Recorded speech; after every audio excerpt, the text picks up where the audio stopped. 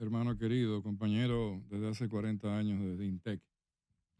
Mira, yo me he leído hoy ya 3 veces el informe preliminar, resumen ejecutivo de las reuniones del Fondo Monetario y parecería un guión de lo que está pasando en República Dominicana. Y quiero Y que fue escrito antes de. Sí, pero fue escrito ayer.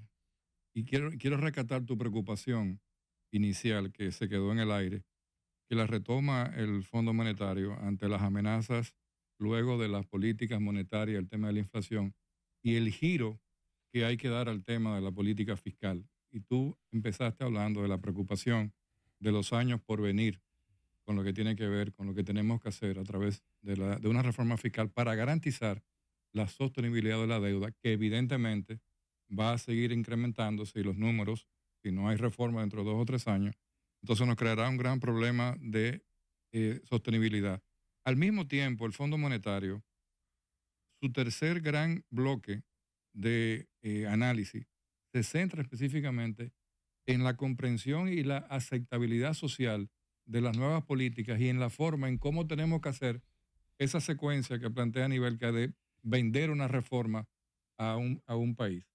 Ante esto está el tema que se ha tocado y que se ha manejado mucho sobre el tema de la evasión. La evasión en América Latina, según CEPAL, el anuario de la CEPAL, el último, son 433 mil millones, 6.7% del PIB, 4.6 impuestos sobre la renta, 2.1 del IVA, muy parecido a la República Dominicana.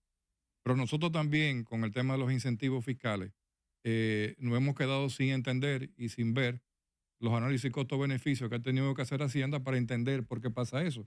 Porque no es justo y hay mecanismos a través, por ejemplo, del acuerdo de precios anticipados del APA, de que tú puedes incrementarlo, cambiarlo y empezar a grabar. Hay muchos elementos que han quedado sueltos, pero el Fondo Monetario nos da una lección. O sea, no supieron vender, tienen un problema de sostenibilidad en el mediano plazo que no está resuelto y sobre todo no nos quita nadie que los 350 mil millones del presupuesto en deuda externa van, cueste lo que cueste. El tema es que el Fondo Monetario Internacional está advirtiendo a los países que se espera un cierto deterioro en las condiciones del entorno internacional. Y eso significa que nosotros a futuro, lo próximo a mediano plazo, 2, 3, 4 años, estaremos navegando en un ambiente de mayor incertidumbre. Y obviamente, en un ambiente de mayor incertidumbre para atraer inversión extranjera, que es fundamental para el país, como todos sabemos, en sectores de zona franca, sector turismo y en otros sectores, si hay incertidumbre a nivel internacional y nosotros no tenemos una carta de ruta donde tengamos muy claro qué es lo que queremos como país, pues se podría dificultar la atracción de nuevas inversiones y mantener quizás los niveles de crecimiento que ha estado exhibiendo el país en los últimos años. Entonces, por eso es que es importante en este momento que el país pueda definir los próximos pasos. ¿Qué se va a hacer? ¿Qué es lo que la sociedad dominicana aspira a tener en los próximos 2 años, 3 años? ¿Con qué nos vamos a manejar a 10 años? Y definirle a los sectores empresariales, a los inversionistas, cuál es el escenario que nosotros como país le vamos a ofrecer para mantener esos flujos de inversión que nos ayudan a mantener el crecimiento. Sin eso va a ser más difícil porque, repito, lo que nos está advirtiendo el Fondo Monetario Internacional es que tendremos una situación menos favorable. Y aquí quiero finalizar esta parte puntualizando lo siguiente. Uno de los problemas más serios que enfrentamos actualmente en República Dominicana tiene que ver ya no con un tema económico, porque el tema de la reforma es un tema que es político-económico. Por eso hablaba de economía política cuando me refería hace un momento atrás, aclaraba y reflexionaba sobre una de las preguntas que ustedes me hacían. Entonces, la economía política, por tanto, asume que hay interacción y la interacción, la mejor manera de que se dé esa interacción entre los sectores sociales y los partidos políticos y la clase gobernante es a través de la concertación, a través de la discusión, Para eso necesitamos tener una contraparte legítima. En este caso pueden ser sectores empresariales, pueden ser los partidos políticos, pueden ser los sectores, los gremios, pueden ser los sindicatos, puede ser la sociedad civil. Pero tenemos que tener sectores que le den legitimidad al proceso para facilitar lo que dice el Fondo Monetario Internacional, y por eso retomo la observación que hace mi colega y mejor amigo José Manuel Luna Valiente, de que es necesario la concertación. Y en este escenario que tenemos aquí, donde durante los últimos años se ha producido un deterioro, se ha estigmatizado la figura del político, porque el político, uno son ladrones, en el caso del sector empresarial, el otro es un evasor, y al estigmatizarlo de esa manera, el peso de esos sectores en la sociedad, digamos que es cada vez menor desde el punto de vista de coadyuvar a las autoridades, sí, a la búsqueda, a la definición de un curso de acción que facilite alcanzar, enfrentar eso que está destacando el Fondo Monetario Internacional. Luis, un placer tenerlo por aquí. El modelo económico dominicano. En este momento y desde hace rato se está hablando de ver cómo modificar el modelo económico dominicano. Lo segundo es, ¿se justifica hoy una reforma? ¿Tiene este gobierno autoridad moral para decirle al pueblo que necesita una reforma fiscal después de su comportamiento durante 4 años y en medio de una campaña electoral? ¿Qué se le puede decir a la gente partiendo de lo que ellos han hecho y han pedido ahora? Voy a comenzar por lo primero. Jesulín, primero, yo soy coherente. Y José Manuel Luna Valiente sabe que yo tengo como 7, 8 años diciendo que aquí el país necesita una reforma fiscal, un pacto fiscal. Por lo siguiente, no hay ningún país en el mundo que haya alcanzado nivel de desarrollo con una presión tributaria de 14, 15%. Que me lo muestren. No lo hay. O sea, los países de ingreso medio como República Dominicana tienen que pagar su propio desarrollo. Por tanto, ese es el primer indicador. Pero si además usted tiene una situación en la cual la actual administración, las anteriores también, pero se profundizó en esta, se han endeudado en demasía, y eso ha generado una situación que pone en peligro la sostenibilidad a mediano plazo de las cuentas fiscales, porque el pago de los intereses de la deuda representa un porcentaje muy alto de los ingresos fiscales, que cuando usted lo suma al 4% que se otorga del Producto Interno Bruto para la educación preuniversitaria, deja prácticamente sin recurso al gobierno, y eso genera un problema prácticamente de estrangulamiento de las cuentas fiscales. Solamente esas 2 razones voy a dar para decir que sí, que se justifica. Ahora, eso no es suficiente. Eso no es suficiente porque, por otro lado, debió de haber una racionalización del gasto público para que la sociedad pudiera comprender la necesidad de eso que yo estoy planteando, de que hay que financiar el desarrollo. Y esa parte no se ha producido. Y en parte, yo creo que hay 2 cosas que descalificaron la propuesta de reforma. El hecho de que no hubo una racionalización del gasto de una administración de gobierno, que recuerden que parte de su narrativa para llegar al poder era que nosotros, el gobierno, la administración pasada, era una administración dispendiosa y que ellos pueden ahorrar 3% del Producto Interno Bruto, equivalente a 128 mil millones de pesos, y finalmente ellos han incrementado el gasto en 3% precisamente del Producto Interno Bruto, que hoy equivalen a 180 mil millones de pesos, y por el contrario, ha habido un deterioro en los servicios públicos. Hoy los servicios del 911 son peores, los servicios en general de electricidad son peores, los servicios que ofrece el gobierno de pasaporte son peores, los servicios, cualquier servicio usted lo toma y es difícil que usted pueda decir que ofrece cualquier institución. Eso es un bien público.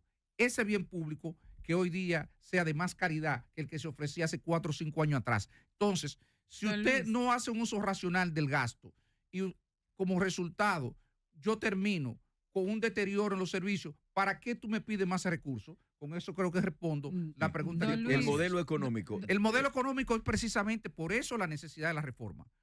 La reforma en parte es porque si yo tengo un modelo económico que me ha sido exitoso, muy exitoso, pero que yo necesito algunos ajustes, porque durante estos últimos 20, 30 años yo tengo sectores que se han beneficiado mucho, mucho, mucho del crecimiento que ha crecido la clase media y que los sectores empresariales se han hecho muchísimo más ricos, y qué bueno, porque ellos se han hecho ricos, pero también han generado empleo. Ahora llegó un momento donde tú tienes que hacer ajustes, que la economía siga creciendo, mantenga ese dinamismo, que esos empresarios sigan ganando más dinero, que sigan generando más empleo, pero hay que hacer un ajuste para que cada quien, dependiendo de sus posibilidades, haga una mayor contribución y mejoremos los niveles de vida de los sectores más pobres de la población. En esa misma línea, esos ajustes, ¿existe ahora mismo la confianza social, política y empresarial en el gobierno del PRM y el presidente Luis Abinader Corona para que en lo que resta de este año o primer trimestre del año entrante se pueda obtener una reorganización de la economía de la República Dominicana? ¿Existiría esa confianza en estos momentos? No diría para una reorganización, porque yo no creo tampoco que nosotros estamos en una situación de cataclismo. Yo creo que el Estado se puede manejar durante un tiempo suficiente para permitir un espacio para que esas cosas se hagan con calma. No hay forma de diseñar una reforma en los términos que yo he estado hablando aquí, ni en un mes, ni en 2 meses, ni en 3. O sea, eso es un tema que tomará meses, porque recuérdate que no es solamente diseñarla, no es solamente medir los impactos, ahí hay muchas cosas. José Manuel refirió a un tema, parte del problema que tuvo esta reforma, te estoy vendiendo una reforma, pero cuando te pido, dame la medición en términos de costo-beneficio social, de las medidas que tú has incorporado a esa reforma, entonces tú no me lo das. Entonces, ¿por qué razón? Por fe, yo tengo que creer que eso que tú me estás diciendo es cierto, de que va a tener un impacto positivo en el bienestar de la población. El problema es que lo que estamos hablando es de economía y no de religión. Esto no es un problema de fe. Que de cara a esa reforma integral necesaria, ¿cuáles 3 elementos entiende usted que se deben revisar? O sea, 3 elementos, te voy a decir 3 elementos. Voy a comenzar por el uno. Sí. Tú tienes los incentivos a los sectores productivos. En general, todos tú deberías de revisarlos. Todos. Y debería de tratar en la medida de lo posible. Por ejemplo, nosotros, y esto hablo ya como PLD, como Partido de la Liberación Dominicana, una de las cosas que hemos estudiado con mayor detalle es uno de los incentivos que se eliminan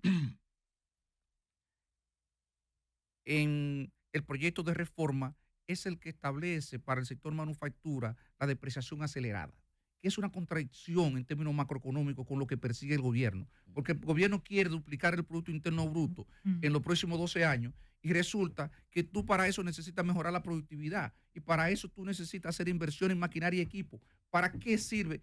¿Qué tú vas a hacer, Oyemeto, con eso? Si es un incentivo que nada más te lo dan, Oyemeto, para la compra de maquinaria y equipo. Entonces, ¿por qué razón te van a eliminar eso? ¿Qué es lo que nosotros proponemos? Que debería diseñarse un esquema que permita que todos los sectores, porque eso no es solamente propio, ese problema del sector manufacturero, eso es propio también del turismo.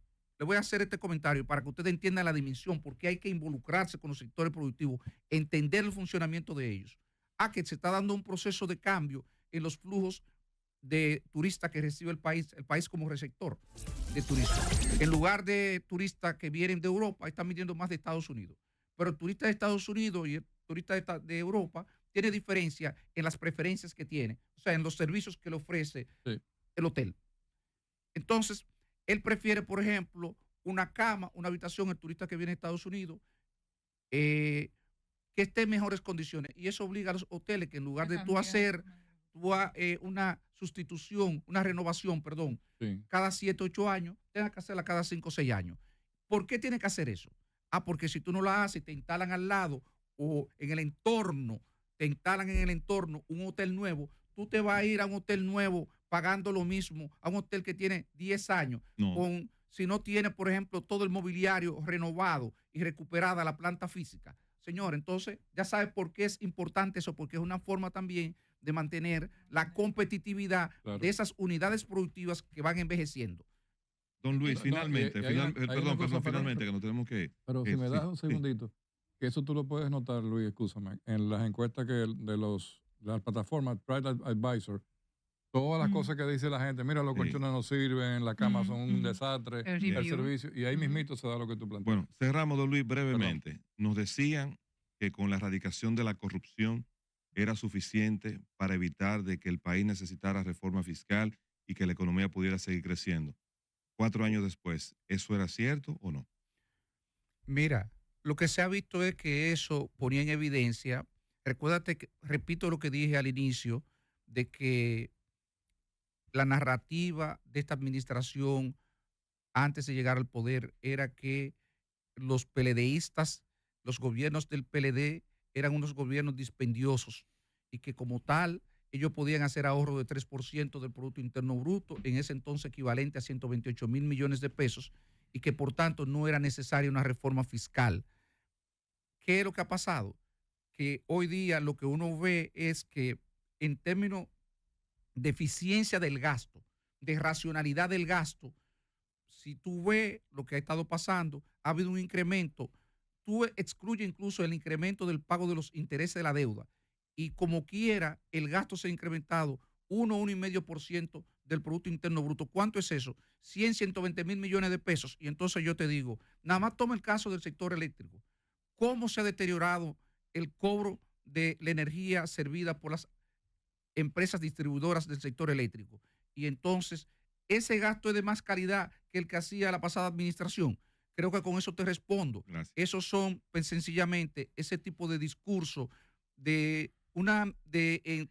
posiblemente en ese entonces personas que no conocían lo que era la administración pública, no tenían experiencia y entonces hoy día terminan entrampados porque como tú hablaste, criticaste muchas cosas en términos de gasto, en términos de eficiencia, en términos de racionalización y hoy día no ha podido avanzar en eso, entonces está siendo penalizado por la ciudadanía como resultado de eso. Muchas gracias, don Luis Reyes Santos. Ahora por la Super 7.